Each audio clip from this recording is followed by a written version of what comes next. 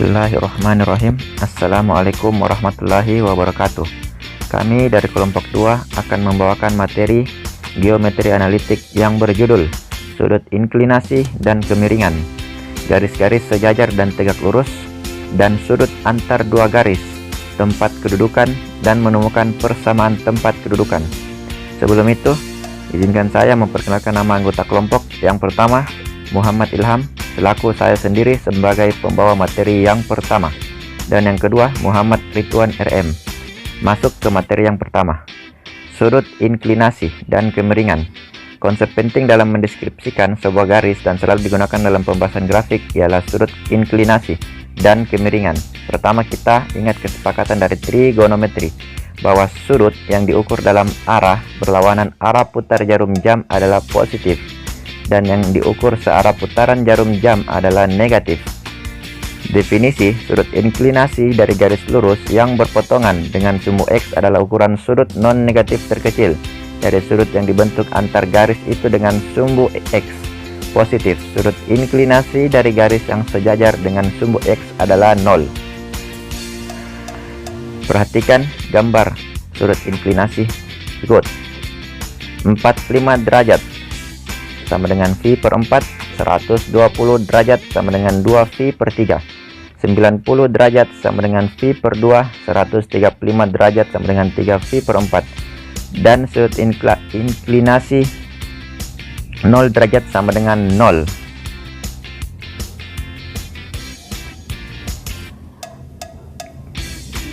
Masuk ke materi berikutnya, kemiringan atau slope atau gradient.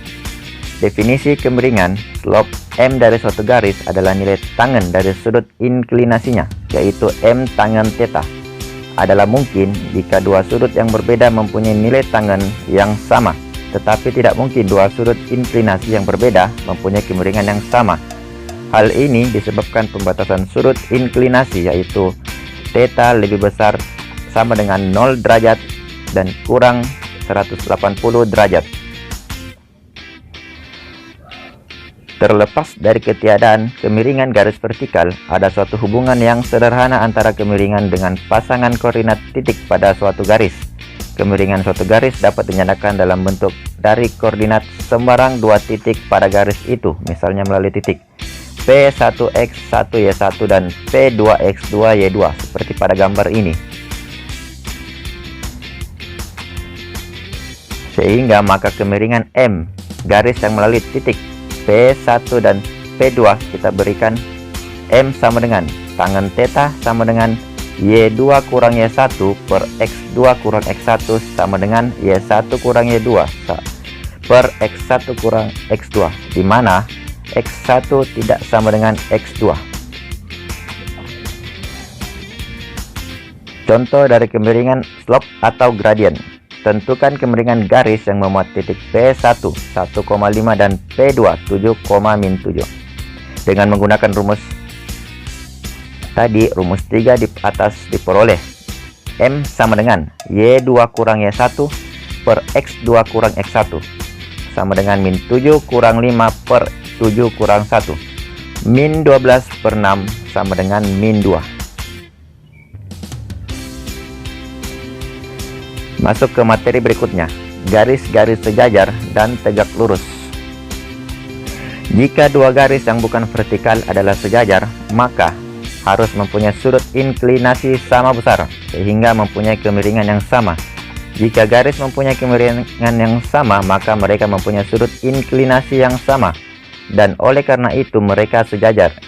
Jika dua garis yang mempunyai kemiringan M1 dan M2 adalah sejajar jika dan hanya jika M1 sama dengan M2 atau kedua garis tidak mempunyai kemiringan.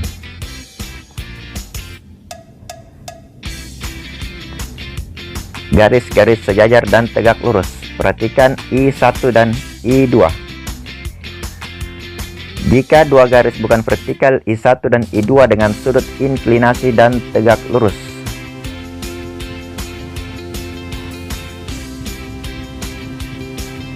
I1 dan I2 garisnya ini berhimpit,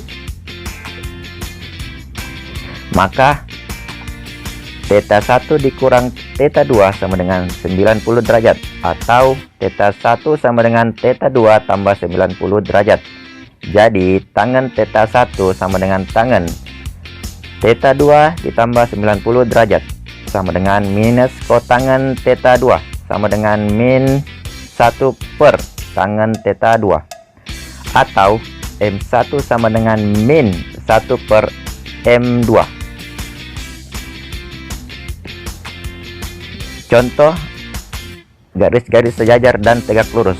Tentukan kemiringan dari garis I1 yang memuat 1,5 dan 3,8 dan garis I2 yang memuat min 4,1 dan 0,7. Tentukan apakah I1 dan I2 sejajar, berimpit, tegak lurus, atau yang lain. Pertama, kita hitung masing-masing kemiringan garis dengan rumus yang tadi. M1 sama dengan Y2 kurang Y1 X per X2 kurang X1. Y2 kurang Y1 8 kurang 5 per X2 kurang X1 3 kurang 1 sama dengan 3 per 2. M2 Y2 dikurang Y1 per X2 dikurang X1. 7 dikurang 1 per 0 dikurang min 4 sama dengan 6 per 4 sama dengan 3 per 2. Karena M1 sama dengan M2, maka I1 dan I2 sejajar. Kita uji apakah keduanya berimpit. Kita ambil sembarang titik pada masing-masing garis, kemudian kita hitung kemiringannya. Kita ambil titik 1,5 pada I1 dan titik min 4,1, sehingga M3 Y2 dikurang Y1 per X2 kurang X1 5 dikurang 1 per 1 dikurang min 4 sama dengan 4 per 5. Karena M3 tidak sama dengan M1, maka titik min 4,1 tidak dapat berada di I1. Jadi I1 dan I2 adalah dua garis sejajar dan tidak berimpit. Masuk ke materi berikutnya, sudut antar dua garis. Dua garis yang berpotongan I1 dan I2 akan membentuk sudut yang saling berpelurus. Salah satu darinya diambil sebagai sudut antara dua garis. Untuk menghindari arti ganda, kita definisikan sudut antara garis I1 dan I2 dilambangkan dengan seperti ini, tanda kurang dalam kurung I1, I2 adalah sudut terkecil dalam arah berlawanan dengan arah putar jarum jam yang diperlukan untuk memutar garis I1 dengan pusat titik potongnya sehingga berimpit dengan garis I2. Perhatikan gambar di samping. Sudut antar dua garis sama dengan theta. Perhatikan posisi bawah. I1 dan I2 ini berbeda. I1 dan I2 berbeda. Suatu rumus sederhana untuk tangen sudut antara dua garis dapat diturunkan dalam bentuk kemiringan dari kedua garis pembentuk sudut. Misalkan garis I1 dan I2 berturut-turut mempunyai sudut inklinasi theta 1 dan theta 2 dan kemiringan M1 dan M2. Misalkan theta adalah sudut yang dibentuk oleh garis I1 dan I2 seperti pada gambar, maka diperoleh sudut antara dua garis sebagai berikut. Tangen theta sama dengan tangen theta 2 dikurang tangen theta 1 per 1 tambah tangen theta 1 tangen theta 2, dengan tangen theta sama dengan M2 dikurang M1 per 1 tambah M1 M2. Selanjutnya materi berikutnya akan dibawakan oleh pemateri yang kedua. Assalamualaikum warahmatullahi wabarakatuh. Jadi saya akan melanjutkan materi berikutnya, adalah tempat kedudukan. Jadi tempat kedudukan atau lokus adalah himpunan titik-titik yang memenuhi suatu syarat tertentu yang diberikan, atau bisa juga diartikan sebagai lintasan dari sebuah titik yang bergerak yang dibatasi oleh satu atau beberapa syarat. Dalam geometri, bidang tempat kedudukan biasanya berupa sebuah kurva, meskipun kadang merupakan susunan lebih dari satu kurva, dan kadang-kadang memuat satu atau beberapa titik. terisolasi. Jadi, misalnya tempat kedudukan dari titik-titik yang berjarak 5 atau dari titik awal adalah lingkaran dengan pusat di titik asal dengan radius 5. Syarat yang ditentukan pada titik dalam tempat kedudukan biasanya dinyatakan secara analitik dengan sebuah persamaan, yang mana koordinat titik tersebut harus memenuhi persamaan. Nah, persamaan ini disebut persamaan tempat kedudukan. Sebaliknya, tempat kedudukan disebut tempat kedudukan dari persamaan. Secara umum, prinsip dasar geometri analitik adalah geometri ialah jika koordinat suatu titik memenuhi sebuah persamaan, maka titik tersebut berada pada tempat kedudukan persamaan. Nah, jika sebuah titik berada pada tempat kedudukan dari sebuah persamaan, maka koordinat titik tersebut akan memenuhi persamaan. Oke, grafik persamaan. Kurva atau tempat kedudukan suatu persamaan disebut grafik dari persamaan. Grafik dari suatu persamaan dalam dua variabel x dan y secara sederhana adalah himpunan semua titik x, y. Pada bidang yang memenuhi persamaan yang diberikan, menggambar grafik suatu persamaan adalah suatu masalah pokok dari geometri analitik. Nah, salah satu cara sederhana yang bisa dilakukan dalam menggambar grafik suatu persamaan adalah membuat plot beberapa titik tertentu, kemudian dilakukan penghalusan gambar atau grafik. Cara penggambaran grafik seperti di atas untuk beberapa kasus memang memudahkan, misalnya pada garis lurus. Tetapi untuk grafik dari persamaan yang lebih umum, cara di atas sangat tidak memuaskan. Untuk memperoleh grafik yang ideal, biasanya dipelajari karakteristik dari persamaan yang diberikan, kemudian menentukan titik-titik tertentu yang merupakan karakter tertentu dari persamaan. Nah, dalam hal ini aljabar menjadi sangat dominan dalam menentukan karakteristik atau persamaan. Misalkan informasi tentang titik-titik di mana grafik berlaku ekstrim, jadi yang perlu dipelajari hanyalah titik-titik yang merupakan titik ekstrim saja untuk kemudian dapat dibuatkan sketsa grafiknya. Oke, selanjutnya perpotongan antar kurva. Nah, jika tempat kedudukan dua persamaan berpotongan, maka koordinat masing-masing titik potongnya harus memenuhi kedua persamaan tersebut. Nah, oleh karena itu, dalam menemukan titik-titik potong kedua kurva dikenal sebagai persamaan simultan dan menyelesaikannya dengan metode aljabar yang telah dikenal. Koordinat titik potong kurva tersebut akan berupa pasangan penyelesaian real. Nah, penyelesaian imajiner meskipun valid secara aljabar tetapi tidak dapat diterima dalam pengertian geometri karena koordinat semua titik adalah bilangan real.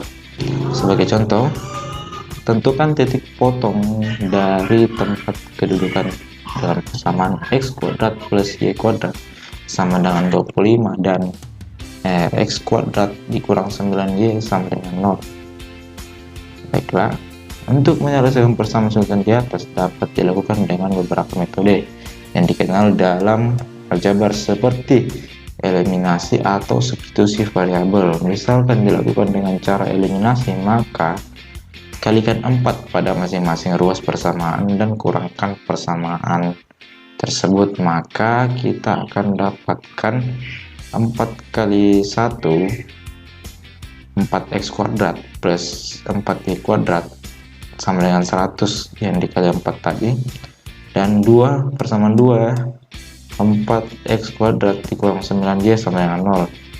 Nah, maka kita dapatkan 4 dikali persamaan 1 dikurang persamaan 2 ialah 4y kuadrat ditambah 9y sama dengan 100. Nah, persamaan kuadrat yang terjadi 4y kuadrat plus 9y kurang 100 sama dengan 0 dapat diselesaikan dengan pemfaktoran. Maka didapatkan 4y kuadrat plus 9y kurang 100 sama dengan 0. Difaktorkan, kita akan dapatkan y kurang 4 dikali 4y plus 25 sama dengan 0. Maka y sama dengan 4 atau y sama dengan minus 25/4. Nah, dengan substitusi Y sama dengan 4 pada satu persamaan 1 atau 2, maka kita akan peroleh X sama dengan plus minus 3. Sedangkan dengan substitusi Y sama dengan minus 25 per 4, diperoleh X sama dengan plus minus 15 I per 4. Nah, jadi penyelesaian dari persamaan simultan 1 dan 2 adalah 3,4 dan minus 3,4. Nah, dua jawaban tersebut merupakan titik potong dari kurva, yaitu 3,4 dan minus 3,4. Nah, sedangkan yang lainnya itu imajiner atau tidak tampak pada grafik. Menentukan persamaan tempat kedudukan.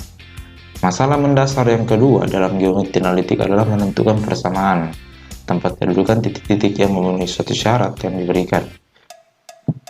Prosedur umum untuk menyelesaikan masalah di atas adalah sebagai berikut.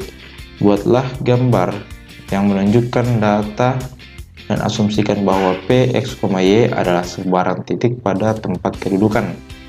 Nah, tuliskan hubungan atau syarat yang diberikan dan nyatakan kondisi ini dalam bentuk koordinat X dan Y pada titik P, kemudian sederhanakan persamaan yang terjadi.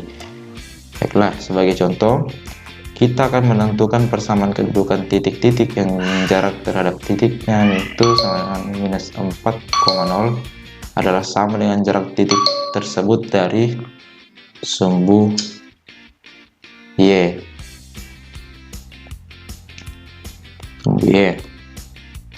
Oke, penyelesaiannya ialah, baiklah kita buat grafik dulu ya, sumbu X dan Y. Nah, kita misalkan P, X, Y sembarang titik pada tempat kedudukan, misalkan A menyatakan titik minus 4,0 dan B itu titik proyeksi tegak lurus terhadap titik P pada sumbu minus Y. Nah, perhatikan gambar berikut ya. Nah, perhatikan gambar berikut ya, gambar itu. Maka syarat yang diberikan adalah PA sama dengan PB. Nah, dengan rumus jarak seperti pada teorema, PA sama dengan akar X kurang minus 4 pangkat 2 ditambah Y kuadrat. Nah, sama dengan akar X tambah 4 kuadrat ditambah Y kuadrat. Dengan definisi ambisis, maka jarak titik P dari sumbu minus Y adalah X. Oleh karena itu panjang PB adalah B sama dengan mutlak X. Oke, dengan menggunakan persamaan 1, 2, dan 3, maka diperoleh akar X tambah 4 kuadrat tambah Y kuadrat itu sama dengan mutlak X. Nah, kemudian kuadratkan kedua ruas dengan menyederhanakan secara aljabar. Nah, akan diperoleh persamaan kedudukan yang dicari, yaitu Y kuadrat plus 8X plus 16 sama dengan 0. Setiap titik yang memenuhi syarat yang diberikan, yaitu setiap titik pada tempat kedudukan akan mempunyai koordinat yang memenuhi persamaan. 5. Sebaliknya, dengan menelusuri ulang langkah-langkah pada penurunan persamaan, kita dapat menentukan atau membuktikan bahwa setiap titik yang koordinatnya memenuhi persamaan akan berada pada tempat kedudukan dengan syarat yang diberikan. Oke, baiklah, mungkin hanya itu yang dapat saya sampaikan. Mohon maaf jika ada salah kata. Wassalamualaikum warahmatullahi wabarakatuh.